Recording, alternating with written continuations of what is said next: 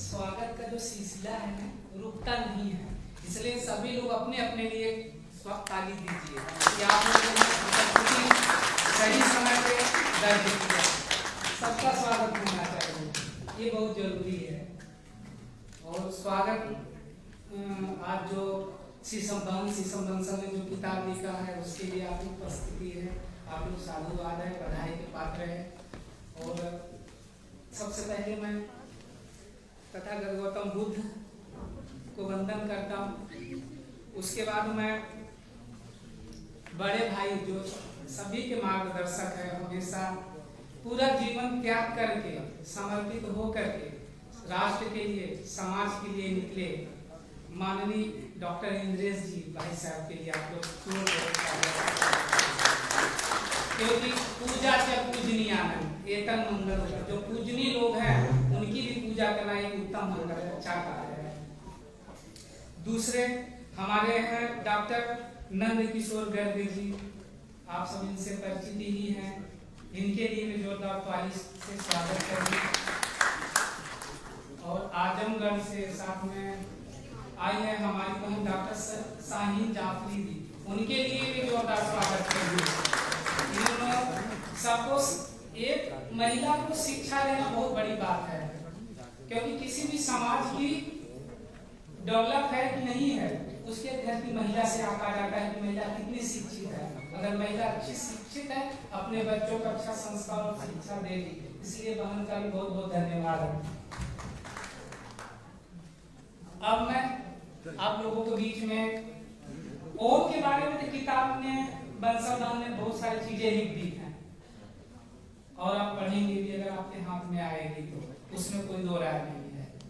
मगर कुछ बातें मैं जरूर ओम के बारे में शेयर करूंगा जो हमने अध्ययन किया है। बौद्ध दर्शन में क्या उसकी उपयोगिता है, कहाँ पे है, किस जगह पे है, एक शोध परक लेख के रूप में या अपने अनुभव के रूप में आपके सामने में प्रस्तुत करूंगा। ओम देखा जाए, ओम अपने आप में संपूर्ण मंत्र बोल सकते हैं। एक ध्वनि है जिसे भारतीय ऋषियों ने नाद बोला है। भारत के जितने भी ऋषि हुए हैं किसी न किसी रूप में जो है इसको स्वीकार किया और इसको नाद बोला है।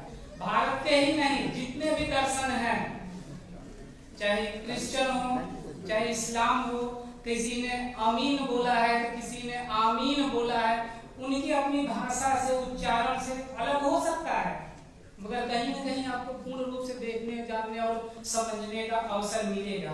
भाषा की दिक्कत हो सकती है क्योंकि भाषा हमारे जो है अभिव्यक्ति है, बोलने का तरीका है, मगर कहीं न कहीं पाया जाता है किसी न किसी रूप में। आप एक चीज देखेंगे, प्रकृति के एक कण, आप लोग शांत रहेंगे तो मैं ज्यादा अच्छा बोल पाऊंगा। ध्यान आप लोग केंद्रित करिए हमारे शब्दों पर तो ज्यादा बेहतर हो पाएगा। प्रकृति के एक एक कण में ये जो बीज मंत्र है छुपा हुआ है। आप बैठिए नदी के किनारे, आंख बंद करने की जरूरत नहीं है, खुले निसर्ग में बैठिए नदी के किनारे, क्योंकि मैं इलाहाबादी हूँ, इलाहाबाद का हूँ, मैं गंगा जमुना में खूब बैठ के देखा हूँ जो कलकल की आवाज है नदियों की, कहीं कहीं ध्यान से सुनिए तो आपको ये शब्द जरूर सुनने को मिलेगा।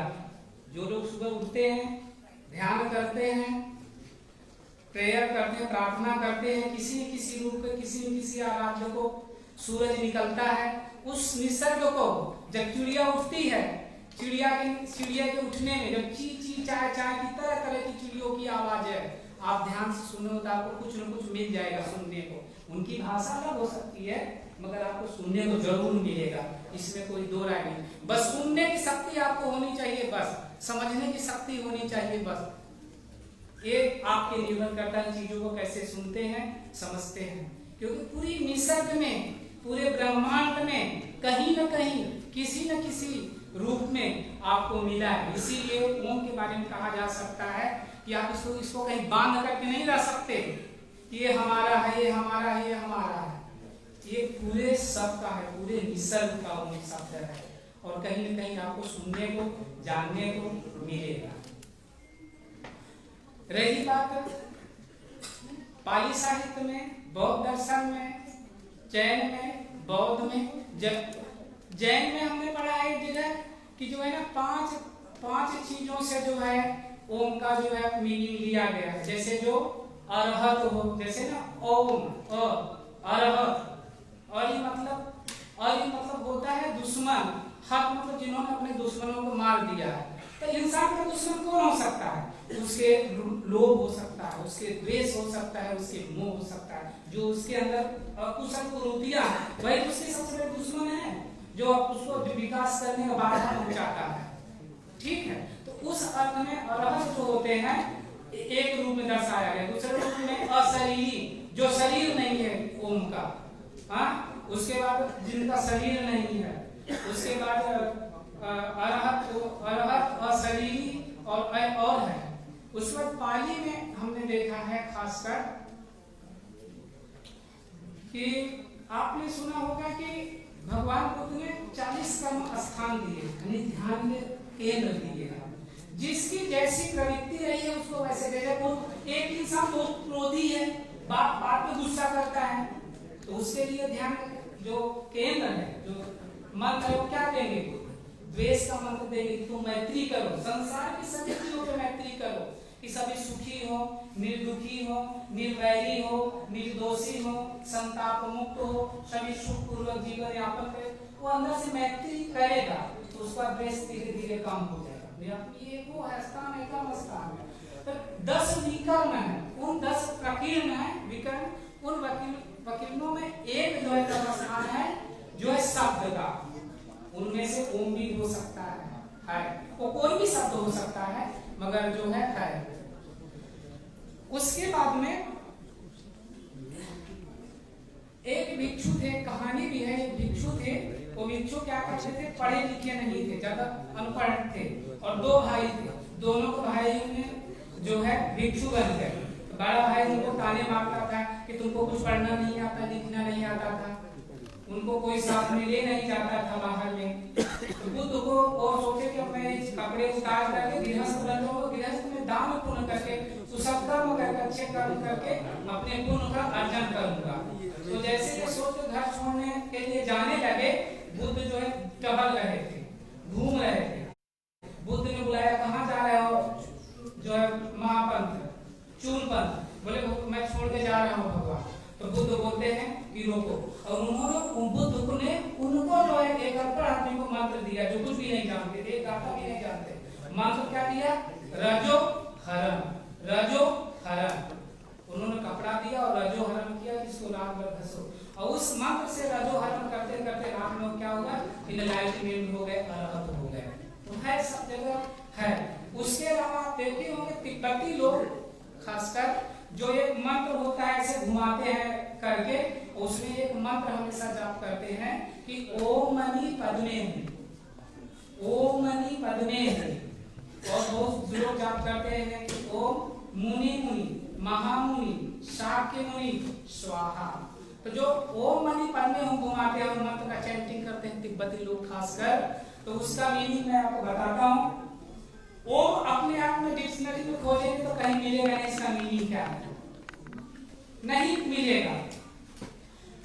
मणि मतलब होता है जेम, ज्वेलर्स, जो अनमोल होता है, हीरे जवाहरात से भी अनमोल होता है। ओम मणि एक जो है रत्न है।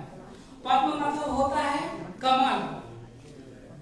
हूं मतलब कि मैं हूं, इस अर्थ में कि मैं वह रत्न हूं जो एक कैसे बोधि से, बोधिसत्व या बोधि से कैसे बुद्ध बन सकता हूं। और वो क्षमता सबके अंदर में है, बस उसको विकसित करने की जरूरत है। जैसे एक छोटा सा बीज अपने आप में विशाल वृक्ष बनने की क्षमता रखता है, बस उस बीज को सही जगह, सही समय, मिट्टी, खाद, पानी मिले और बहुत बड़ा वृक्ष बनकर क्या करेगा? फल देगा, छाया देगा, ऑक्सीजन को वो करेगा, सब उतनी क्षमता होती है। उसी तरह से जो है हर एक इंसान को क्षमता है कि जो है बोधिसत्व से बुद्ध बन सकता है, यानी अपने बुद्धि का पूरी तरह से विकास करके एक जागृत पर्सन बन सकता है। सब जगह आपको इस तरह से मिलेगा बुद्धिज्म में, क्योंकि बहन ने बोला और सर ने बोला कि हमको बुद्धिज्म पे ही बोलना है, क्योंकि ये सर्वव्यापी है, सभी जगह है वो, उस अर्थ में मैं बोल रहा हूँ।